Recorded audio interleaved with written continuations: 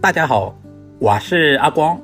夏天我们要多吃苦瓜，今天用苦瓜搭配鸡蛋分享一道好吃的美食。首先把苦瓜的两头切掉一小部分，然后对半切开。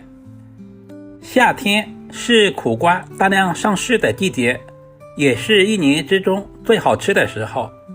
把苦瓜对半切开，然后准备小孩吃饭的勺子，把里面的瓜子和瓜瓤给掏干净。苦瓜要没有苦味，我们要添加一个步骤，把苦瓜内壁的一层白色的膜刮干净，这就是苦瓜苦味素的重要来源。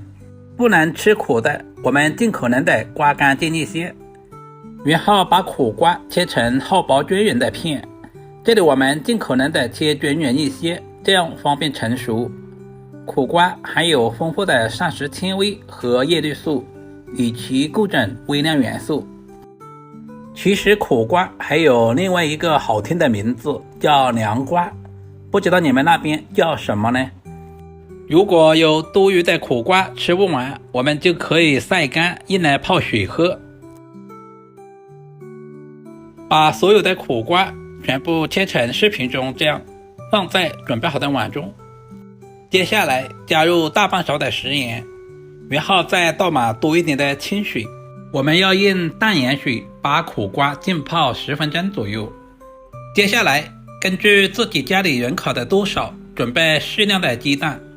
有条件的我们最好挑选土鸡蛋，今天的鸡蛋不需要滑散，放在一旁备用。接着准备一小块里脊肉，把里脊肉切成厚薄均匀的片。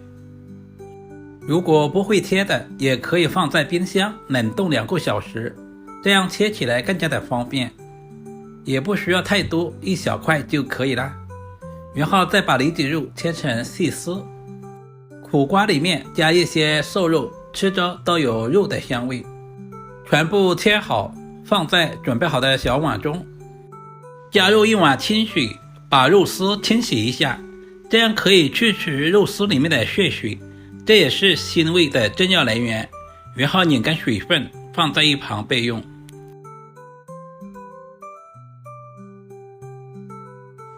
接下来准备小块去皮的老姜，把老姜先切成薄片，然后再切成姜丝。老姜有去腥和增加食欲的作用，全部切好，放在准备好的盘中。接下来准备2根清洗干净的香葱，直接把香葱切成稍微短一点的葱花，切好放在小碗中。食材准备好，我们开始操作。起锅加入平常多一点的食用油，油温烧热以后，我们放动一下锅，这样方便下一步的操作。接下来把准备好的鸡蛋全部倒在锅中。刚下锅的鸡蛋，我们不要直接去动它，让鸡蛋的底部慢慢的定型，然后稍微的放动一下锅，这样可以防止粘锅，同时还可以使鸡蛋受热更均匀。大约煎2分钟左右，鸡蛋的底部定型，我们就翻过来煎另外一面，把2面都煎至金黄。如果不会颠锅的，也可以找一个盘子倒靠过来，煎至2面金黄，我们再切成小块或者是小条。鸡蛋我们一定要稍微的多煎一会儿，把蛋黄煎至定型，煎出香味。喜欢吃鸡蛋的也可以稍微的多准备一些，全部切好放在盘中。现在的苦瓜也已经浸泡好了，像视频中这样把苦瓜清洗一下。清洗完第1遍之后，我们要用干净的清水稍微的漂洗一下，这一步的目的是去除苦瓜表面的盐分。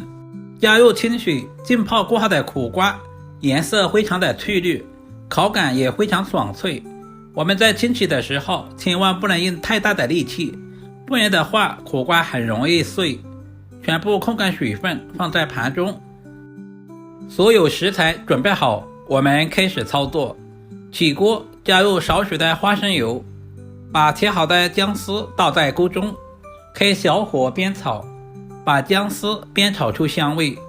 接下来加入1大碗的开水，这里一定要是开水哦。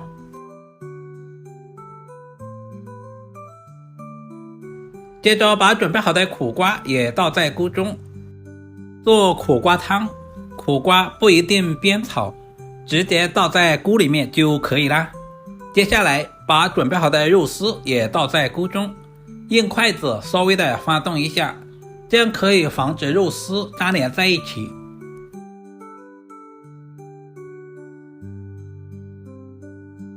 接下来把切好的荷包蛋也倒在里面，稍微的翻拌一下，使所有的食材完全的融合在一起。大火烧开，用小火大约焖煮2分钟左右，把所有的食材煮至入味。接着我们简单的调下味，加入小半勺的食盐，少许的鸡精，然后再加入少许的白糖，最后加入少许的胡椒粉增加香味，不喜欢吃的也可以不用放。稍微的翻动一下，把所有的调味料完全化开。现在的苦瓜也已经完全的煮熟了。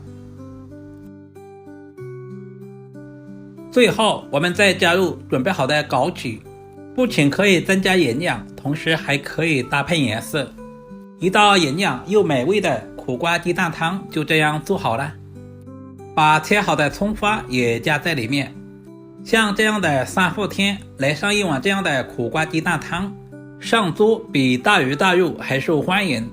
里面加了鸡蛋和肉丝，营养十分的全面。